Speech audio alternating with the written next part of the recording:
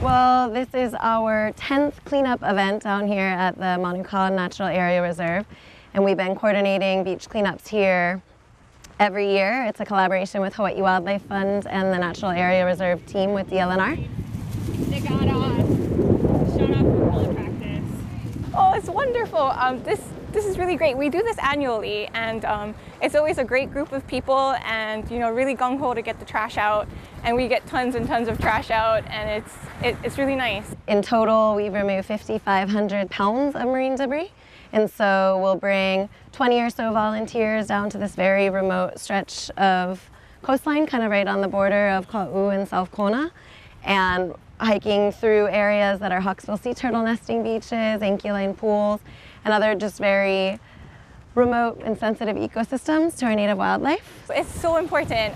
The area here is very sensitive. We have some very cool ankyline pools, which are pools that get some fresh water from upland and then also has a underground salt water coming in with the tide. And so they're very fragile ecosystems, and the trash destroy these ecosystems, as well as disturbance like people swimming in the pools or throwing fish from the ocean into the pools, which happens often. What do you got there?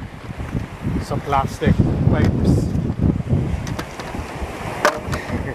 We're here today with a mixed group, which is great. We've got folks from the federal government with Fish and Wildlife Service, National Park Service. We've got 3 groups, folks with Division of Aquatic Resources, Division of Forestry and Wildlife, NARS, Hawaii State Parks, a couple school groups, a bunch of community members. So everybody coming together with the intention to remove as much plastic pollution from our shoreline as possible. I was just picking up some trash over there, and a lot of it was wedged. There's like some nets wedged under those big boulders, and it's really hard to get them out and from under them. So when the surf changes and it tumbles up all the different boulders and stuff, you can probably get those later on. But yeah, they're all wedged underneath and stuck, and there's all kinds of interesting trash we find out here.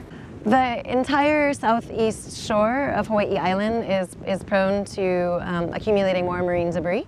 And so a lot of this plastic pollution that we're picking up is coming from elsewhere, coming from remote parts all over the Pacific Basin, some of which is locally derived. Some of the sites that we'll be cleaning up today are shoreline user litter, campsite stuff like batteries and fires and tin cans and whatnot, but the vast majority of it does wash in from elsewhere, and it's one of the areas that's prone to get more marine debris.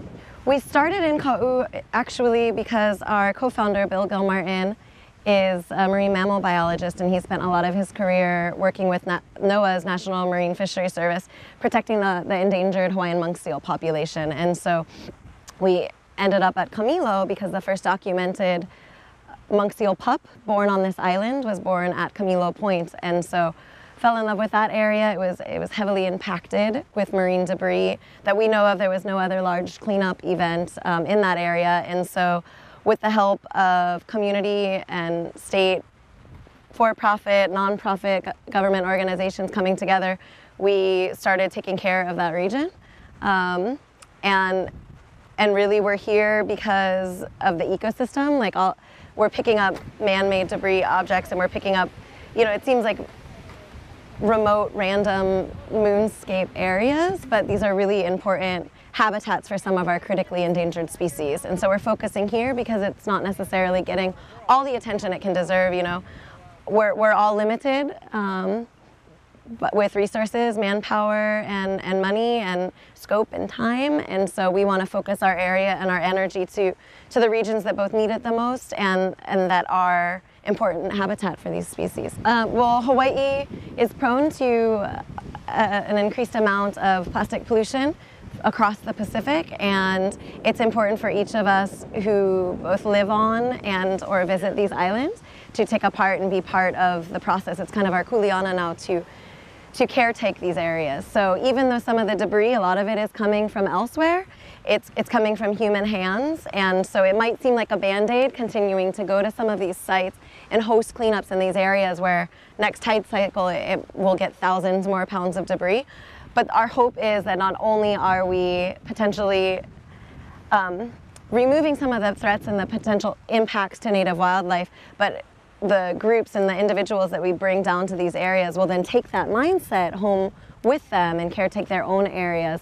You know, it matters. We live in the most isolated island chain in the world, and so it really matters. Every decision, every purchase that we make counts, and so hopefully people take the lessons learned today about protecting our native ecosystems to the store with them, and, you know, maybe opt out of that single-use juice drink, or, you know, opt to bring their own to-goer to a restaurant that might serve on styrofoam, because these are all small steps in the right direction, and the pathway to zero waste is long, but it's going to take a lot of different people with different solutions. There was 28 of us from Hawaii who went to the International Marine Debris Conference in San Diego last month.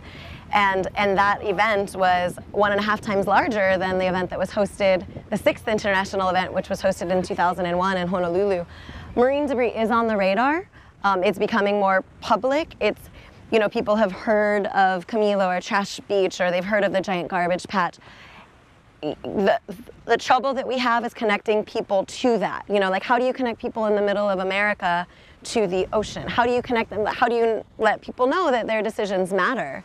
You know, that yes, it's important to recycle, but you also have to reduce and reuse and refuse for us to get there. So yes, I think we are getting there. We're working in the classrooms. The kids are really kind of championing the innovative solutions, but we still have a lot of work to do. We are 15 tons away from reaching 500,000 pounds of marine debris removed on this island over the past 15 years, so since 2003. So here at Manuka, we've removed 5,500 pounds. Probably another 600 pounds will be removed today with our 20 some odd volunteers. But it takes everyone, like not even large cleanup events, you know, anyone going to the beach, taking 3 for the sea, picking up after themselves and others, you know, it's contagious. This is our one Earth that we know of, so it's our job to protect it, especially on Earth Day and living here in Hawaii.